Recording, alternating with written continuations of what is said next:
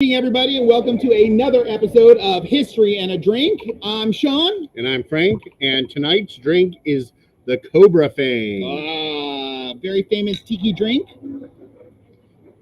It's actually one of Don Beach's original concoctions. Don the Beachcomber, the original tiki bar. Yep. So he created a bunch of these drinks that had names like the Shark's Tooth and Nelson's Blood and the Cobra Fang to give it a little bit of mystery and danger. Danger, exactly, in drinking that. And the Cobra Fang's actually, like all his other cocktails, were very rum-based cocktails. Yep. And it had some fancy Fascinola syrup and some other things as well, but basically a nice fruity taste to it, which is real nice. It's got a little bit of spice to it as well. So. Yep, and as you can see, it's got a little bit of cinnamon bark in there as well. Yeah, very nice. So that was our drink, our theme, our muse for tonight's episode, and we're going to actually take it to a little bit of a history lesson for you guys on the Everglades and animals that can kill you here in Florida. So, as I was doing the research for the Everglades, I can't imagine what it would have been like coming here as an explorer and finding the Everglades. Right. Because you think about it, mosquitoes, black bears, panthers, alligators, snakes, all of these things there, and you can get lost because there's no like real geographic things to spot when you're going across this. So it is a tropical wetlands like no other. It's not found anywhere else in the world, and when we look at its actual size before we started messing with it, it went all the way from where Orlando is today all the way to South Florida. And went from coast to coast. It went from opposite. So, yeah. Which is the unique thing, everybody, when they think of it, they think of swamp, when it actually included the very coastal areas as well, and the saltwater and the brackish areas. Yeah, and it's not a swamp. It's actually a very slow river. And that is what makes it so unique, is the water is flowing at that rate. It's also, there's a massive aquifer underneath it as well, that made of limestone that naturally filters the water as well. So we really kind of got and saw it first named on a map in 1773, and it was called Riverglades. And then we see the name Everglades in 1823. But the Seminoles, who were the indigenous people to Florida during the 1800s, they called it the Pahokee, which means grassy water. Okay. Right? And the Seminoles used the swamp or the Everglades as their hideout against the Union or the American armies in the three Seminole Wars, and that's why they get to keep that name, Unconquered. So if you've ever been to FSU, they have this massive statue there of Chief Osceola on his horse named Unconquered. And so that is a big Florida tradition here. But the big change comes in 1947. So the Everglades, like I said, was pretty much its own the river of grass, flowing water up until the 1940s. And then what happened? So we get this project called the Central and South Florida Flood Control Project. And what they're going to do is they're going to build 1,400 miles of canals, levees, and other water control devices like lock system and all of that kind of stuff to get into Lake Okeechobee. And they do this for two things. First is to allow the Miami area to expand. And then up to that point in time, everything was basically wet and water. You couldn't do anything. So they needed to drain some of that water out to make viable land. Right. And the other big thing is sugarcane farming. And that really becomes really important in the 1950s when we lose our biggest supply of sugar coming from Cuba with Castro taking over. And this is going to damage and destroy the Everglades over this period of time because it's going to divert all this water flow. And so the water's not going to flow anymore. Including out of Lake Okeechobee. So they controlled Lake Okeechobee and kept that, because that would the overflow would drain and everything would come down through South Florida. It was a big natural filter system. So we take that away and now the water's just stagnant. Yeah, and if you go by Okeechobee, you'll see these massive algae blooms from all the fertilizer runoff from the agriculture in the center part of the state. And then we've been seeing where they have let some of this water out through different rivers, and it's called massive algae blooms of both green and red algae on actually both coasts here in Florida. Which we especially see that through Charlotte Harbor on our coast and over near the Sebastian Inlet on the other coast. And what happens is all of that water, they instead of them putting it down back through to filter down through the Everglades, they'll just put it out through this levee system that harbors. So it's like putting a whole bunch of fertilizer in that those plants eat the fertilizer, and that's where we get red tide. So when we have these massive red tide blooms, it's all caused by us. Yeah. So now the Everglades is an extremely diverse ecosystem as well, and there's over 1,300 natural exotic plants that are indigenous to that area, right? Of that, 1,300 are specifically native to there. Now we have others that have become invasive species as well. So there's 4 big ones that we can see. We have the Melaleuca tree, which is originally from Australia. Yep. We have the Brazilian pine. We have the and then the old world climbing fern, and the Brazilian pepper is one of the worst. And it's here in Sarasota, and it just spreads so fast and beats out all the local plants, right? And then we also have these invasive animal species as well. A lot of them are fish, and a lot of them are tropical fish that were brought here from Africa or Southeast Asia for us to put in our aquariums. And 2 of the big ones are tilapia and Oscars. And then in the marine sanctuary, one of the big fish that's become a problem is the lionfish. And of all the fish that you can go and catch, that's the one. There's no limit on it. You can kill as many as you want. They urge it. Yep. And then 2 other big ones are the Burmese pythons, which we see in the news all over the place, all over the Everglades. Yep. And then actually feral cats. So as civilization has encroached on it, so many cats have gotten out and about, and they have got themselves into there. And with the Burmese pythons devastating the Everglades small mammal population, there's now this huge place where the feral cats don't have other predators that will hunt them. Right. So they're able to expand out into the Everglades as well. Now, when we look at the Everglades, it has 6 big ecosystems. Because whenever I think Everglades, I think of just being swamp, just water, just alligators nap, but it's not just that. No, and the biggest one, that's the sawgrass marshes that you're thinking of, and the sloughs, right? And so that's slow moving water, and that's the primary feature of it. But if you've driven down there, what you're going to see are these tropical hardwood hammocks.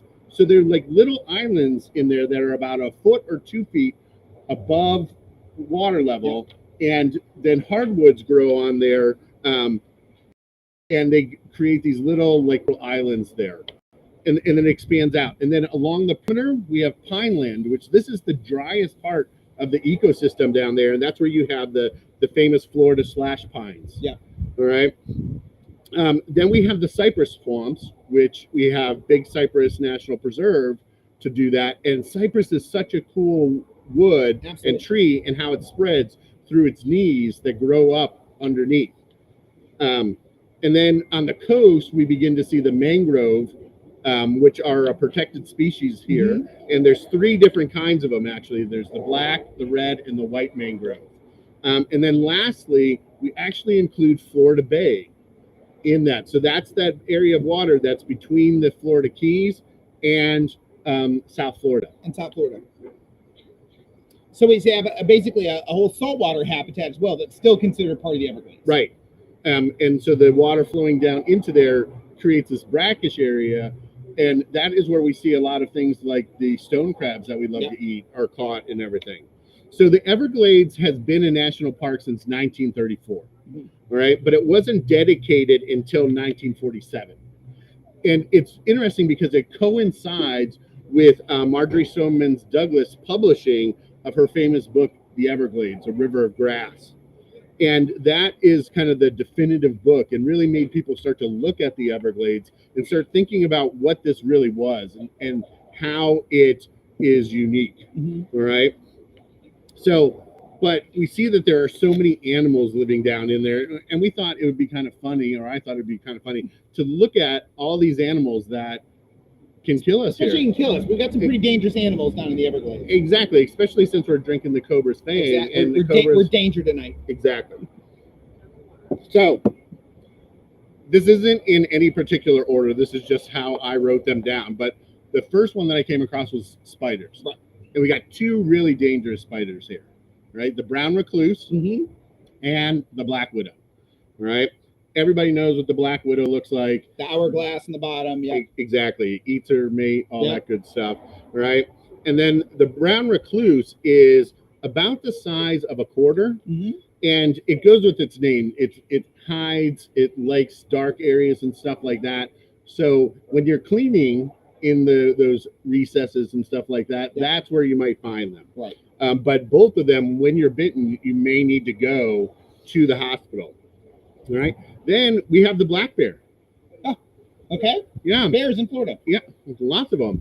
Actually, there was a really funny video that I watched today of a black bear climbing into a pig pen and trying to attack and kill one of the pigs, and the pigs beat the crap out of it. And the bear goes jumping out. Good TikTok video if you guys ever look for it. Yeah, I didn't see it on TikTok.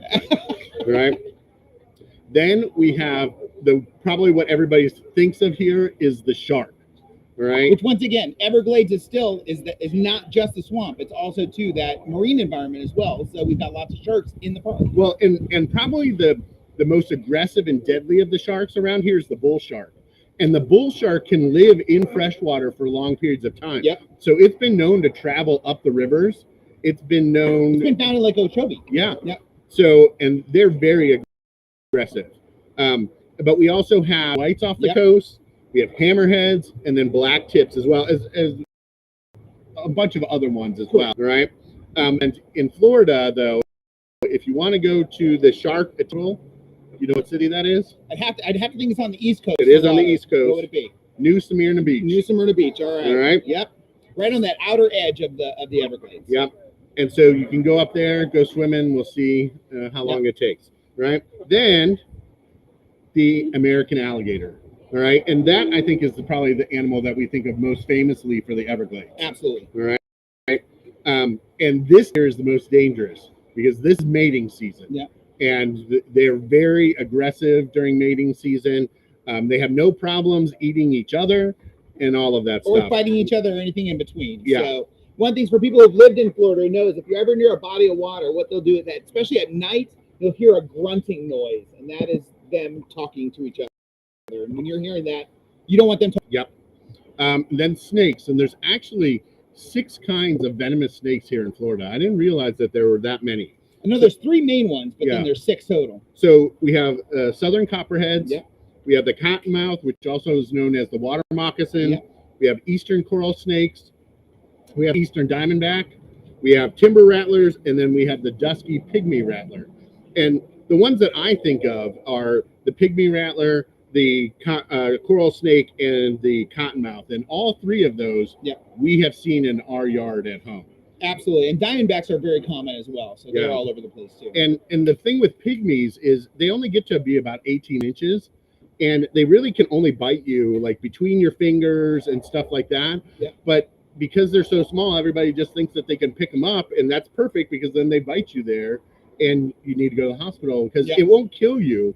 But I've seen someone who's gotten bit, and their whole hand turned black. Absolutely. And you could see the striation lines of the venom traveling up their arm, right? And then the big one that we see is that Burmese python, which is now becoming an apex predator in the Everglades and is competing with the alligators for prey. And that was an invasive species. That's not a native, obviously, to us. They're from Burma, obviously, but it's an invasive species that have worked its way down that have just fallen in love with the Everglades, and they are just all over. And actually, they've been seen as close as Mayaka State Park out here. They're starting to catch them out there as well. So they are here with us. Yep. Now, another invasive species that's not native to here is one that I absolutely hate. All right. And those are the wild boars. And they don't like you either. No, they don't. They especially don't like my car. All right. So about, I don't know, 8-10 years ago, I was taking my dad to the airport. It's 4 o'clock in the morning, going down to Fort Myers, and this pig comes out into the road. I tried to go around it, and he turns around and goes the other way, and I clipped him. And Total the car. Total yeah. car. So, and that was my favorite Boars car. go around. I love that car more than my children at times. And but the pig got its own because there was a semi behind me and there was just a red stain on the road. But they are extremely destructive. Yes. They root up land all over the place, and they are you can hunt them whatever. But the wild boars here are not really edible because they have diseases like pseudorabies and tuberculosis, and some of them are even known to carry anthrax. Ooh. So. Gotcha. So we have those, and then the most endangered animal in Florida that can also kill you is the Florida panther. Florida panther, yeah. And there's only estimated to be something like 120 to 230 of them left in the wild. And so there's lots of areas here around the Everglades that are actually sanctuaries for them. Mm-hmm. And my wife used to work down in the Everglades near Immokalee and that area, and we've actually got to see one out in the wild, which was really cool. But what's interesting about them is panthers' legs are made for them to jump. So a Florida panther can jump 15 feet vertically or 45 feet horizontally, right? I've been lucky enough to see one. I saw one actually cross a road, so it's kind of neat. So as I was driving on the highway in Cobra, the first thing I thought was that it looked like a lion. I mean, they're just these massive animals that are pretty impressive. Yeah. Another dangerous thing, and you never just see one of them, is the fire ant. Especially the people that are allergic to them. Yes. Yep. Those things are so painful. Yep. And there's never one of them. There's always 100 of them crawling on your leg, and your leg gets bit up, and it's all these little white bumps on it, and they itch like hell, and they're just miserable. One unique thing, too, if you guys have ever noticed, has it ever seen like you'll get fire ants on you, and then all of a sudden they'll bite you all at once? They actually do.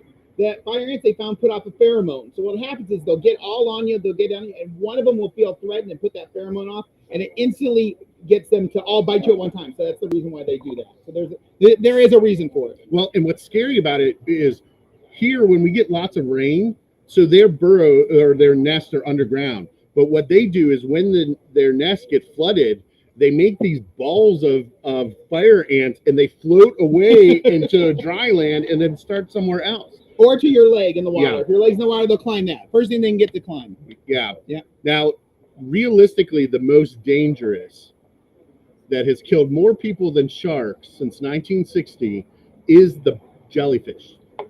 Here in Florida. Here in Florida. Wow. More people have died from that. Now, there's specifically the box jellyfish, mm-hmm. and there's 20 to 30 known species, including the man-o'-war. Right. And they can have their tentacles as long as 10 to 30 feet. And so, and it has hundreds of the little stinging cells on it. Yep. So you get wrapped up in it, and it gets. Now, if I got stung by them when I was a little kid, and I don't really remember it too much, but we were in Hilton Head, and my dad got stung, and my mom had to take him to the hospital while we were all sleeping. I don't know who watched us, but they took us and did that. So, but you see jellyfish up on the beach quite often here when you're there.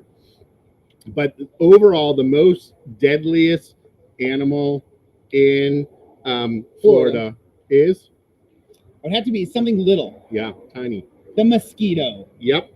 Because it carries so many diseases, right? Like West Nile, encephalitis, dengue fever, Zika, yellow fever, right? But then for our dogs, that's how heartworm spreads. Right. And so it attacks lots of different animals. Yeah. So more people die from that than any other animal. And especially, before, when you go back into actually a history lesson, in that when Florida was first being populated and set, that's when it was really, the mosquitoes were one of the biggest problems. Yeah, I know. When we used to live in South Florida, down by Naples, we went to this place called Fakahatchee Strand with my son when he was like 2.